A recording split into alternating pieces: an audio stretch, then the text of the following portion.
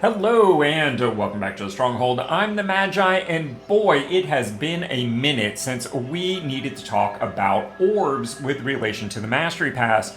Mostly because even for the newest and most free-to-play of us out there, the Mastery Pass has been pretty accessible. But, well, the coming year is going to bring more hard choices. And whether it's by necessity or choice, there is going to be more of us at least being more intentional with our Mastery Pass decisions, and that means more of us getting by on just 5 orbs.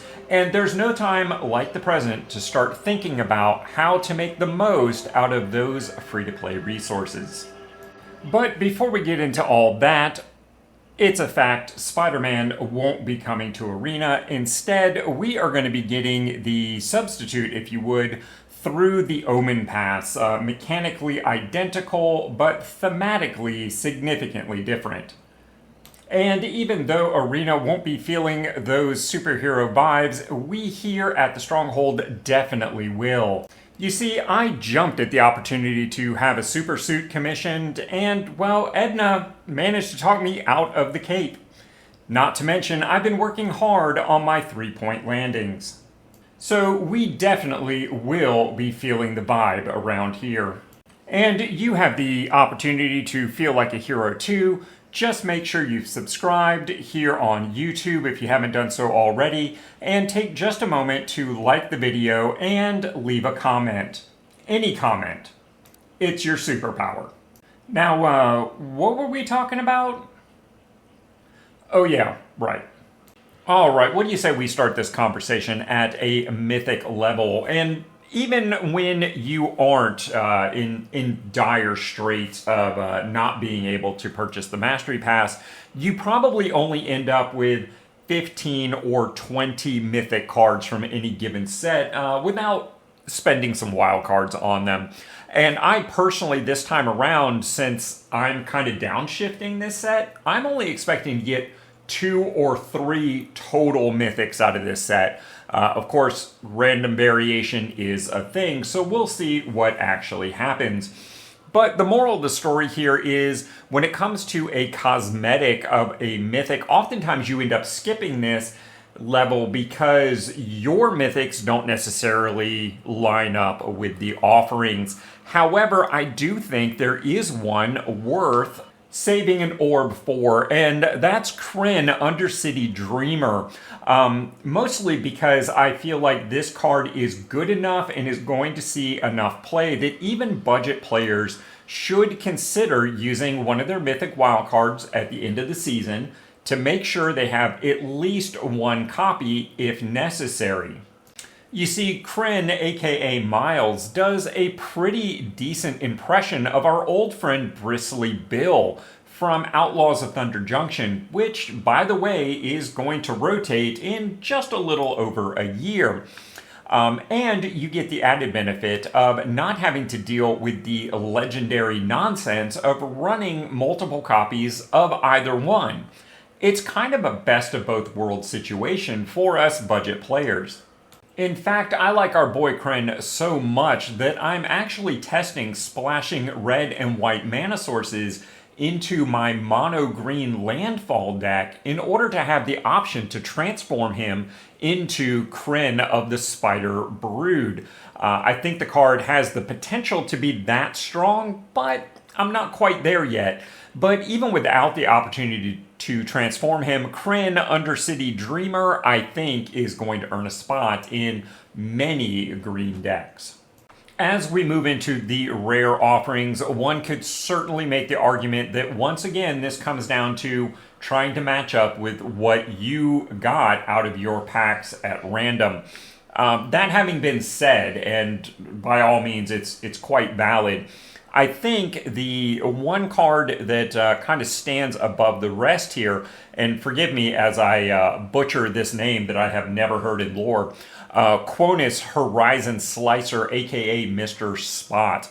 I think this is the rare out of the 5-10 that they have put out there that has the highest potential for meta level play on both standard and beyond.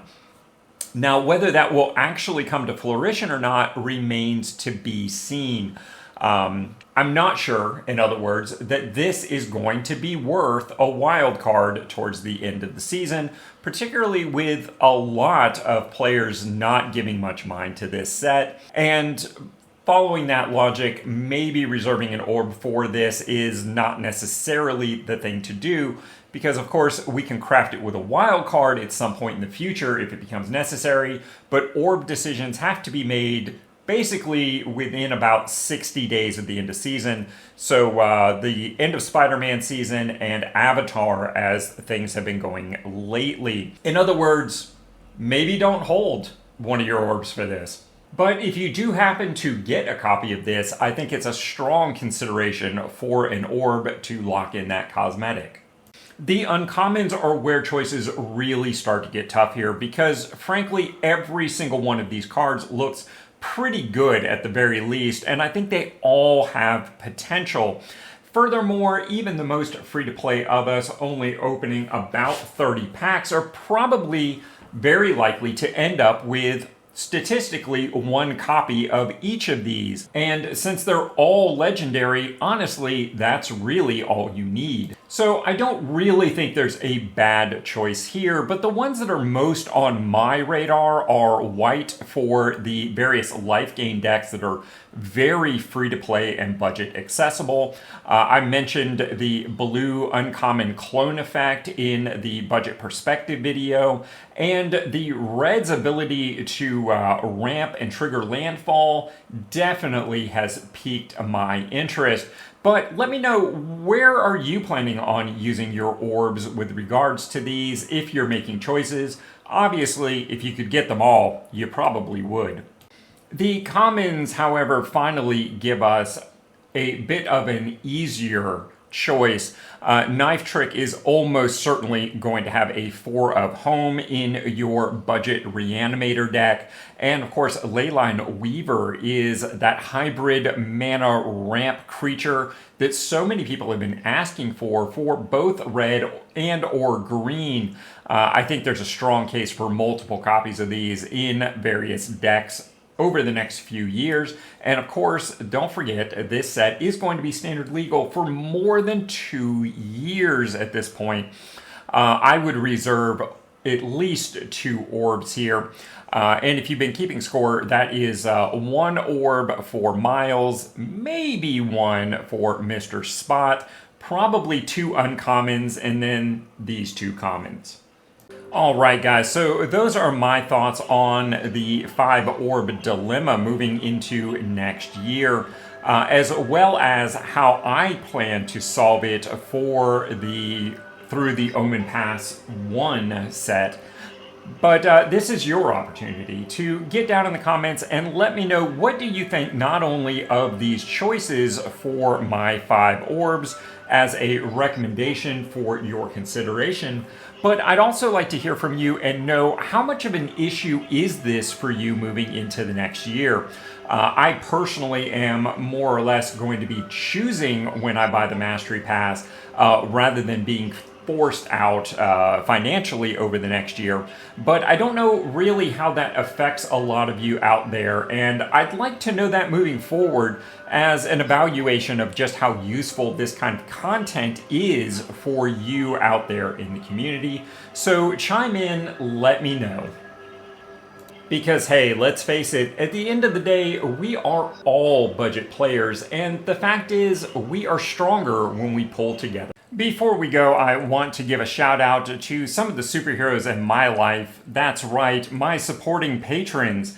And if you would like to be a superhero around the Stronghold, stop by and check it out. You never know what you're missing. And of course, we have some other suggestions on how you can flex your superpowers.